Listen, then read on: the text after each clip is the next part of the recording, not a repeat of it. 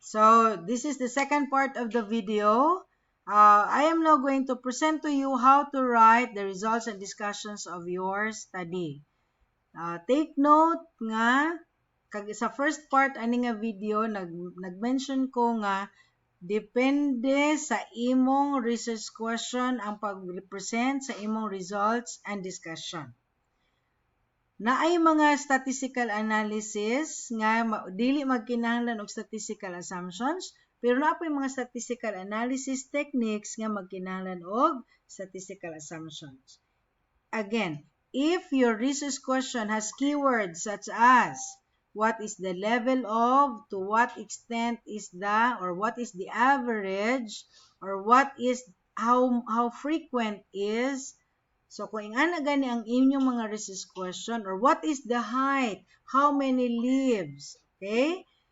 You are not going to need inferential statistics, therefore, walay statistical assumptions. Okay? Ka-descriptive stat raman to.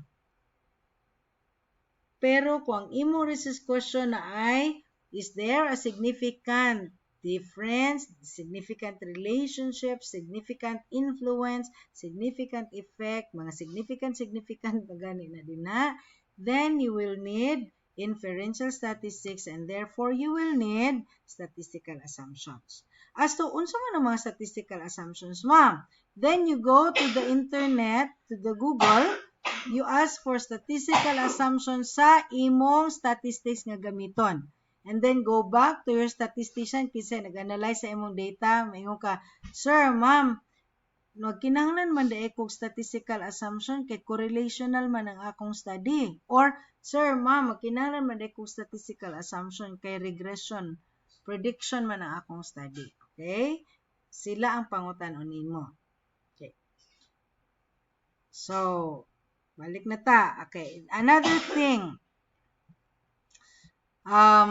regarding the demographic profile of your respondents, while it is a result of your analysis, pero I suggest that you put that under the respondents sa imong methodology section. Okay? So here in my case, the study involved 227 respondents presented in Table 1. So naanadayin din na ang imong table for the demographic profile. Okay? So, ato na ta sa results and discussion. Ang first nga imong i-mention is ang reliability of the instrument. Okay? Kaya diba, nag-analyze man ka ana.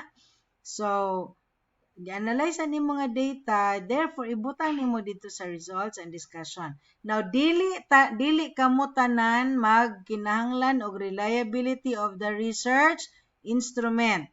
Kadtong for example, silang talha o kadtong silang katong eggplant, you don't need research instrument reliability kay ang inyong gamiton kay kadto namang mga laboratory tools, di ba? For example, katong sa eggplant, reliability pag lugar ninyo ang pag-ihap kung pila ka dahon, ana, no? Or reliability pa lugar ninyo ang ruler to measure the height of the plant. No, you don't need that because the ruler is already reliable. Sila talha pod, they don't need to test the reliability of that thermometer that will measure the temperature in the room. Pero kadto mga instrument nga nag-survey using Likert scale, kadto kinahanglan tuog reliability test. Di ba nag-pilot test mo? Okay? So ang result sa pilot test, diri ninyo isulat. The reliability of the research instrument. Okay? Sige. Wait for the next part of the video. Akat sa nako ni aron dili tag-as ang video nga akong i-prepare.